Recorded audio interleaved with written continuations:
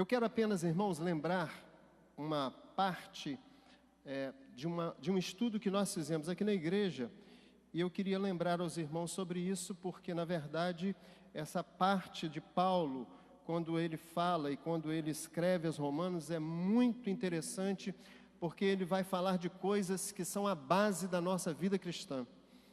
E nem sempre, irmãos, a leitura que fazemos da Bíblia, dependendo de como a gente ler, ela é capaz de nos dar aquela profundidade, aquele conhecimento, aquela consciência necessária para que a gente entenda o texto.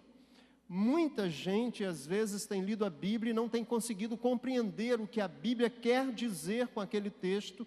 Não é nem porque a pessoa seja mal intencionada, é porque tem textos na Bíblia que nós precisamos ler com a unção do Espírito, para que o Senhor pegue essa palavra e finque em nosso interior, em nosso coração, em nossa alma, para que a gente viva dela.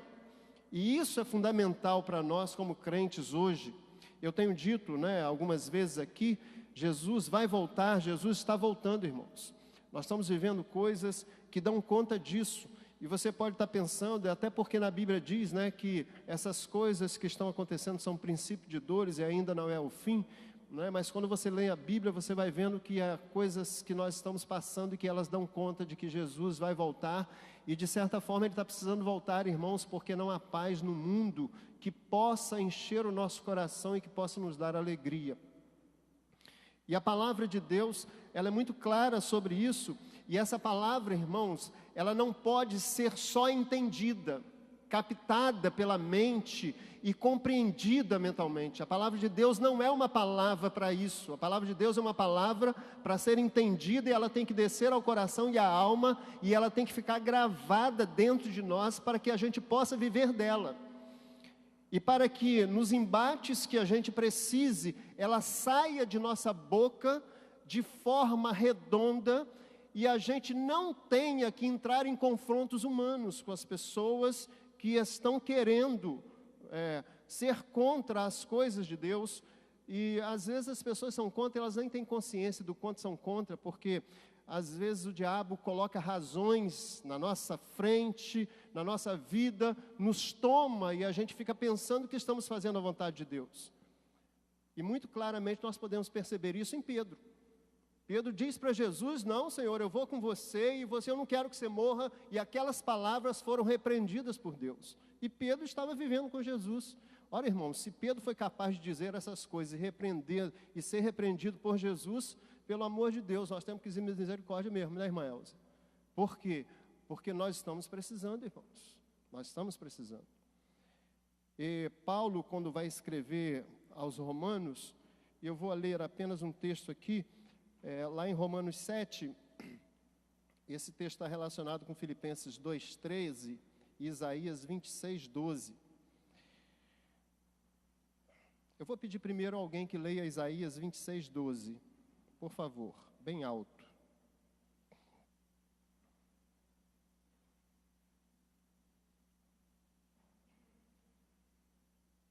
Isaías 26,12.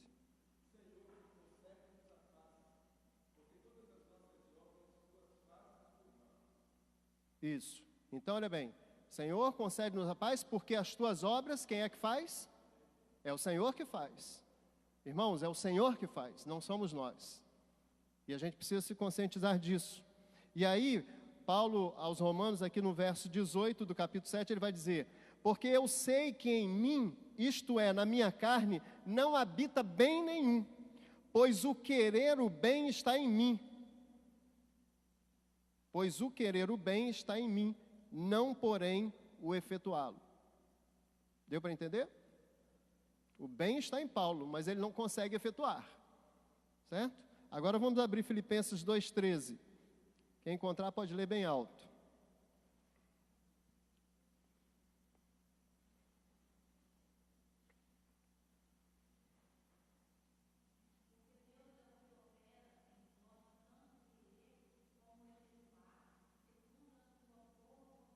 Isso. Então nós temos aí querer e efetuar. Tá bom? Vamos compreender agora esses dois conceitos dentro dentro de Romanos, e o Atmani escreve, né, a vida cristã normal, e ele vai dar conta disso no seu livro, e nós vamos aqui agora só pontuar algumas coisas.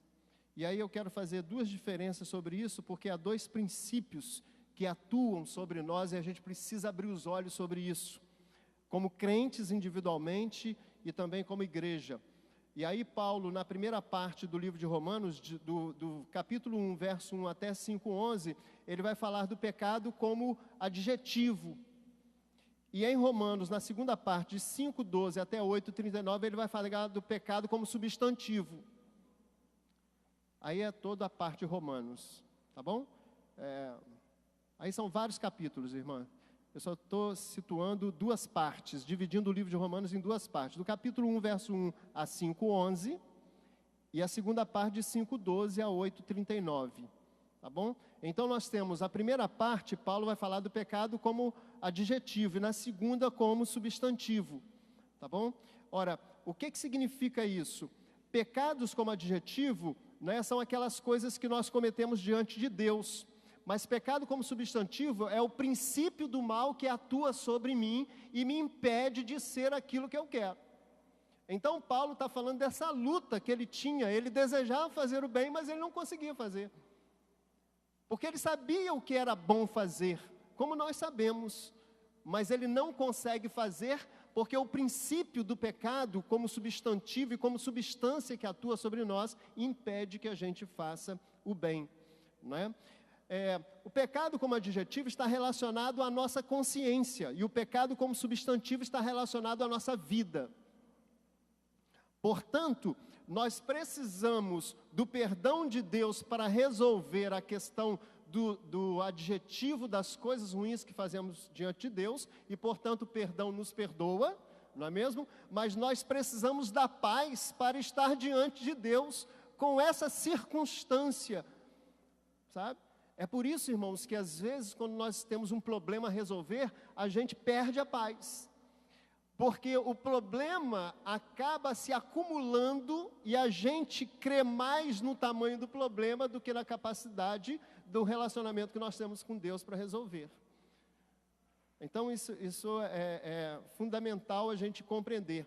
Nós precisamos do perdão para o que fazemos e precisamos ser libertados daquilo que somos.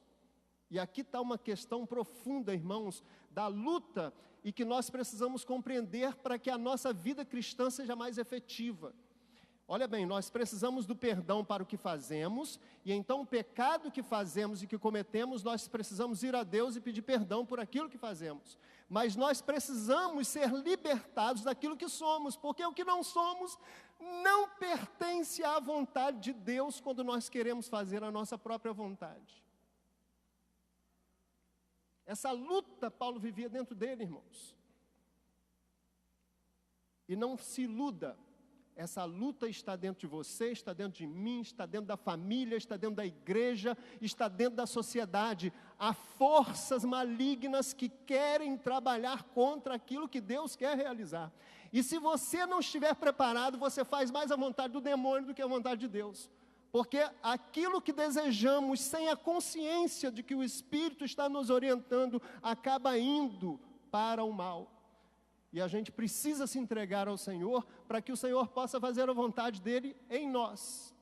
E a gente precisa se render ao Senhor. Nós precisamos de perdão para os nossos pecados, e nós precisamos de libertação dos pecados. Nós fomos perdoados por Cristo, mas também fomos crucificados com Ele. Cristo nos perdoa, mas é preciso que a gente seja crucificado com Ele, porque se a gente não for crucificado com Jesus Cristo, a nossa vontade vai permanecer e vai lutar contra aquilo que Deus quer realizar na minha vida, na sua vida e na vida da igreja. O sangue de Cristo soluciona o problema daquilo que fizemos. Olha bem, irmãos, isso está em Romanos, tá? O sangue de Cristo soluciona o problema daquilo que fizemos. A cruz soluciona o problema daquilo que somos. E aqui, irmãos, há um problema seríssimo nosso. E às vezes a gente é hipócrita e a gente nem percebe. Porque nós achamos que podemos esconder as coisas, nossas atitudes, fazendo com que elas sejam boas. Certo? Então, às vezes, você está conversando com uma pessoa, você está lidando com uma pessoa, ela parece ser muito crente. Ela se aproxima de você como se fosse um crente. Se você olhar para ela, você vai dizer que ela é. Ela chega para você com interesses de quem é crente. Mas ela não é crente, porque ela só tem aparência. E a Bíblia vai dizer o quê? Aquela pessoa que chega diante do espelho e que vê a sua imagem, depois sai e esquece. Não é mesmo?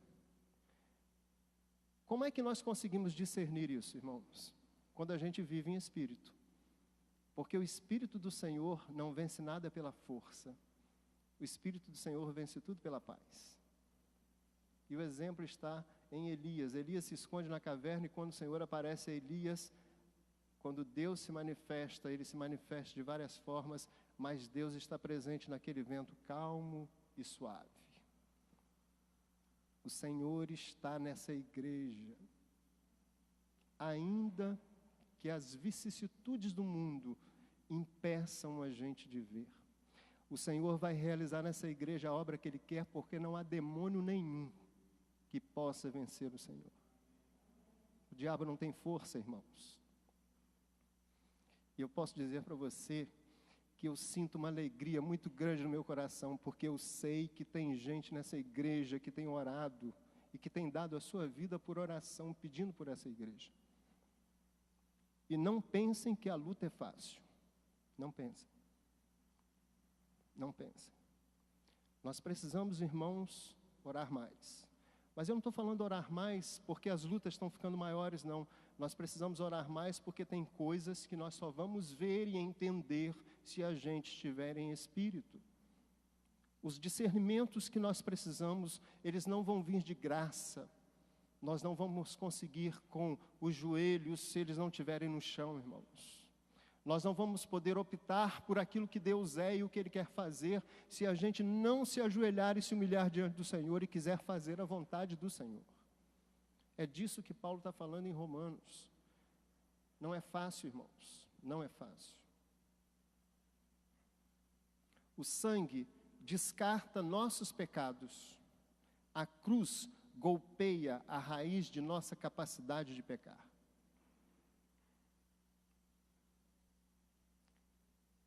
O sangue satisfaz a Deus. O sangue satisfaz ao homem. Deixa eu lhe dizer uma coisa sobre isso. Quando no Egito, Deus pediu que o sangue fosse espargido na porta das casas, quando o anjo passou, o que livrou aqueles homens, aquelas mulheres, aquelas famílias foi o sangue. Aquele sangue foi para satisfazer o Senhor. O sangue de Cristo satisfez o Senhor, porque o Senhor disse: este é meu filho amado em quem eu tenho prazer. Foi Ele que morreu no seu lugar para te dar acesso ao céu. Ele morreu no meu lugar. Eu devo isso ao Senhor. Você deve isso ao Senhor. Portanto, o sangue de Cristo nos purifica de todo pecado. Mas não basta o sangue, porque Cristo também morreu na cruz.